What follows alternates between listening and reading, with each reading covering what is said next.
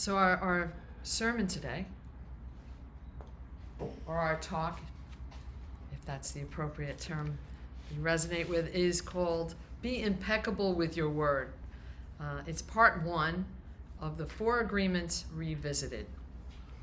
So several years ago, I offered a sermon series here on the timeless Toltec wisdom found in the book The 4 Agreements by Don Miguel Ruiz. How many of you have heard of the book The 4 Agreements? Please raise your hand. Great, okay. So to our surprise and delight, the recordings of these services were some of the most viewed on our YouTube channel.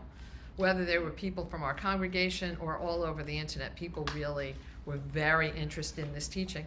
But there was one that we didn't record, and it was this first one. So we thought it was a great idea to revisit this again and add the recording to our service on our Zoom channel, so we could go back to that wisdom teaching and share it again. And to tell you the truth, you could explore this wisdom teaching like every week in your life and get something new out of it. So let's take this journey together.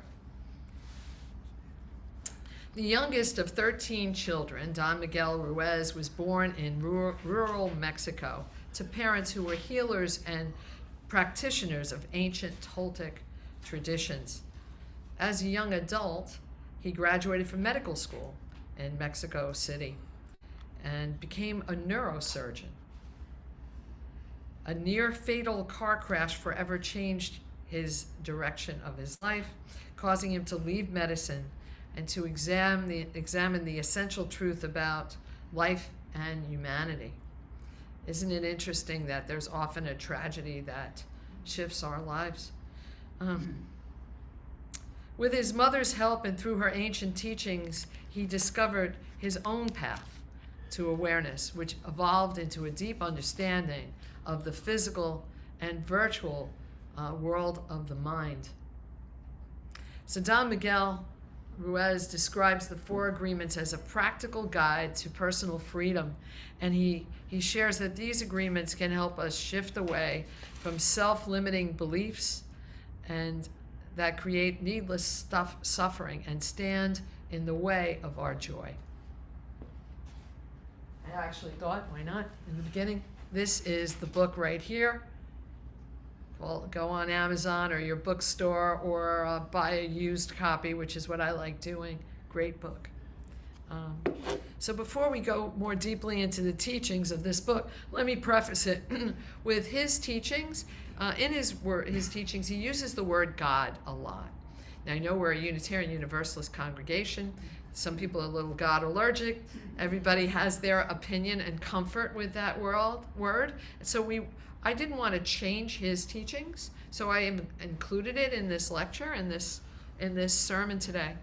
But I invite you to use the word in your own mind, however you're comfortable. You could change it out in your mind, how you receive it, with the word higher power, collective consciousness, spirit, or love. These are some suggestions. So he explains, Don Miguel Ruiz explains his vision of our environment in this way. He believes that our environment domesticates us from our childhood, and it leads us to live an unreflected life. It's an interesting statement, right? He says there are a lot of elements of our lives that we don't choose, that have control over us. And he calls this, the sum of this, domestication. And he says it's a process that starts the day we're born. He says you don't pick your first language, right? You don't pick where you're born. You don't choose your school. You can't control what attitudes your parents instill in you, or your educators, or your neighbors. Parents, peers, teachers, religions, they all have influences that instill and set rules in our lives. As children, we have no power over them. And we're regarded, when we do good, as positive, and when we don't do as we're told, we're punished. right? We're essentially trained like Pavlov's dog. Compound this for decades, people become trained to look for affirmation or to become afraid of rejection. And many people are not courageous enough to question society or the teachings that have been impacted on them in their lives. The worst thing he says about this collective dream, as he labels it, is that eventually we become so domesticated and we continue to do it to ourselves. If you've ever broken a rule, missed a deadline, or you've often maybe internally punished yourself, you didn't even need the outside to punish you. You do it all on your own because you've been domesticated.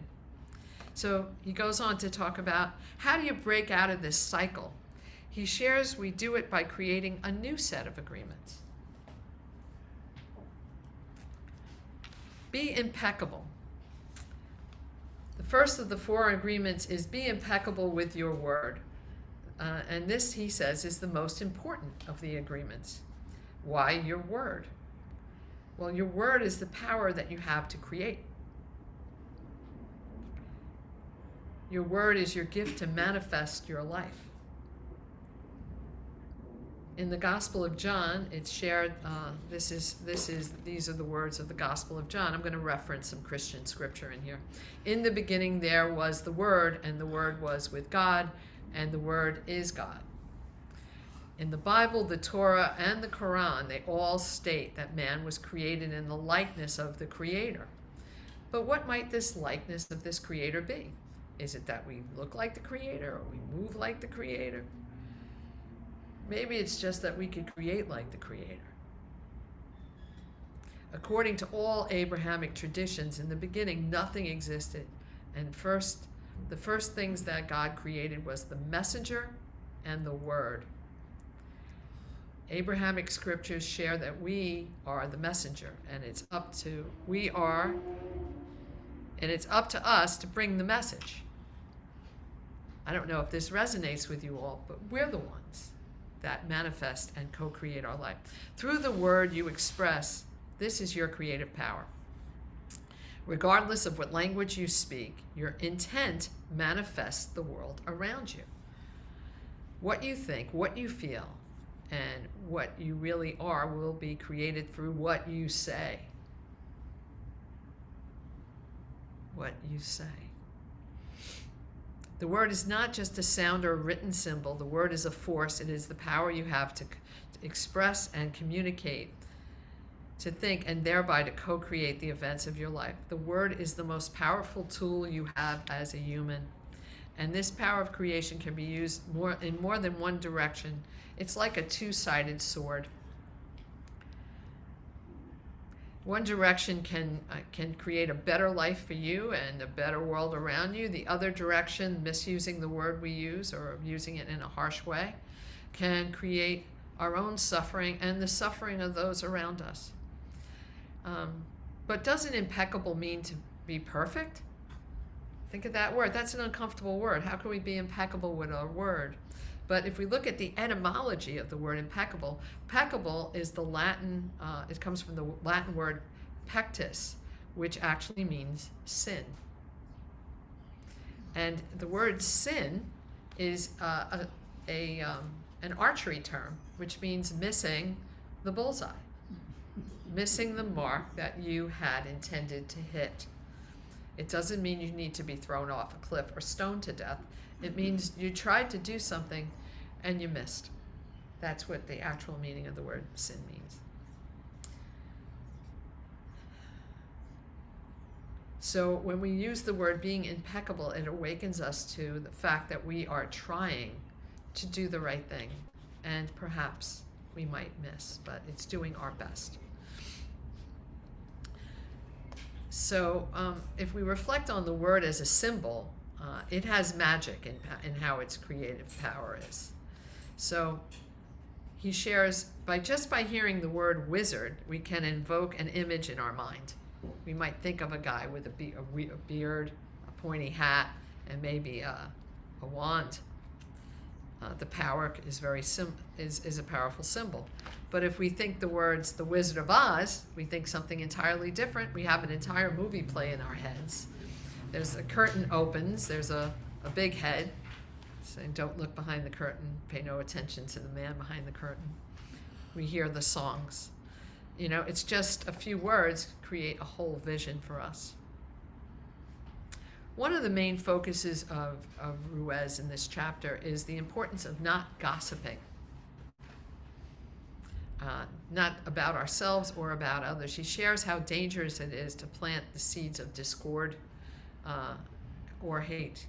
And he uses the example of Hitler, which we all know is the most common horrific example of what mass hatred can create. And we certainly see it, the toxicity of the word being misused in our society right now, in leadership and in social media and so many places. You know, we see that word being misused, and I think it really refers very much to this teaching in these days. It's important also to be aware of how we're using the word about ourselves. You've all heard the expression "I am" statements. Be very careful about your "I am" statements. So the "I am" is part of our ability to create. So we need to watch ourselves. When we say, "I am not well," "I am not good at this," "I am not healthy," "I am not smart," "I am not kind," "I am not pretty." You know, so many of us have said, "I'm not good enough," you know. I mean, I was the I can't speak in public person. You know, many of you have heard this. I was the I can't do that.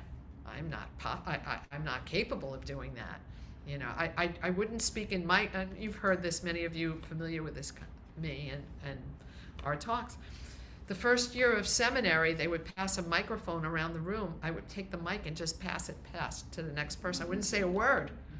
I wouldn't say a word for a year because I didn't want to speak in front of people. Look what happened.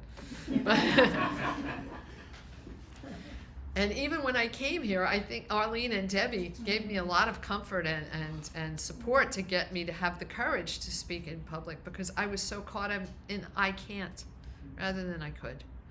So it's so important to think about your I am statements and the power behind it.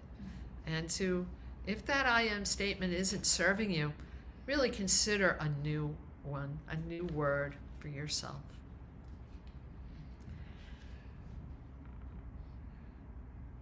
Be impeccable with your word really means not to use the power of the word against yourself. You are the creator of your life story, and you're constantly co-creating it somehow. And there is great power in how we choose to speak about ourselves and how we choose to even see ourselves or see the world around us. When we see a world that is not abundant, the world is not abundant to us, right? But if we take a few minutes to look at the grace of the gifts that we have around us rather than what we don't have, we are filled with the grace of gratitude. You know, it's interesting. I went to South Africa to visit Reverend Pippa a few years ago.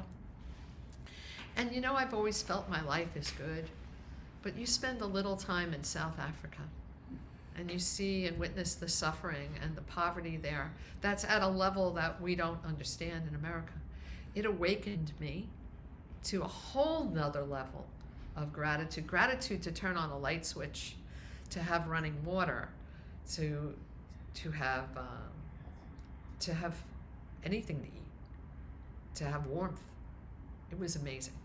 But shifting from what we don't have to what we do have can really shift our inner experience and the awareness of the abundance that we have in our lives. The human mind is like fertile soil where seeds are continuously being planted. These seeds are opinions, ideas, and comments. You plant a seed or a thought and it grows. The word is the seed, your mind is the soil. Ruiz says to be Toltec is a way of life. It is the way of life where there are no leaders and no followers, where you have your own truth and you live your own truth. A Toltec becomes wild and becomes free again. Moses called it the promised land, Buddha called it nirvana, Jesus called it heaven, and the Toltecs call it a new dream. So in closing, I'd like to leave you with some thoughts. Our UU second principle is justice, equity, and compassion in human relationships. And these are the principles that guide us as Unitarians, and they drive us to impact change and create a more just and loving world. This invitation to be impeccable with our word is an agreement that assists us in doing that work. Being impeccable with our work helps us co-create justice around us, equity, and it helps us create compassion to ourselves and to each other in human relationships. It helps us do the difficult work around us. It begins with the seeds we plant in ourselves. Each of you are a gift to this world, and each of you have an ability to cultivate those gifts. May you cultivate the gift of who you are, and may you have the courage to freely share that gift and those words with those you are blessed to touch, especially yourselves. May it be so. Thank you, everyone. If you like this video, please like us on YouTube, subscribe to our YouTube channel, and click on the bell to be notified whenever we post a new video. Thank you.